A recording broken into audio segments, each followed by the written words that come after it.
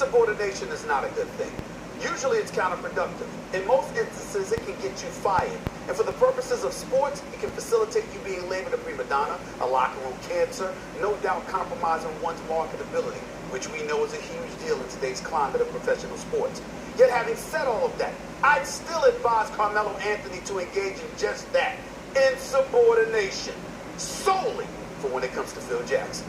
This is what you do when you've been hoodwinked, bamboozled, led astray, and tempted to run amok, all for the purposes of you sabotaging yourself so the boss can have an easy out for his own ineptitude. In other words, it's what you do when you work for Phil Jackson, a man who clearly hasn't been interested in working since he arrived in New York. If blessings came raining down upon all New Yorkers and Jackson was to skip town today, he'd depart with an 80 and 148 record since he arrived. Yet the worst part of it all is that his record isn't the worst part of him.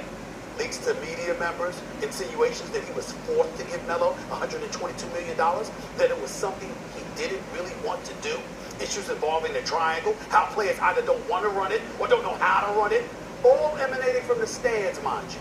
Now, not with Phil Jackson actually on the sidelines, doing what he did when he locked up and captured 11 titles, riding the coattails of MJ, Pip, and Shaq, and Kobe, and then Kobe again. I know he's coach and he can coach, but this is his executive I'm talking about here. Oh, did I forget to mention signing Joakim Noah to 4 years and $73 million, along with an additional $50 million to Courtney Lee at the expense of acquiring Dwayne Wade? Or how about the fact that this championship coach failed to put one single player with championship credentials inside the Knicks locker room? Ever think about that?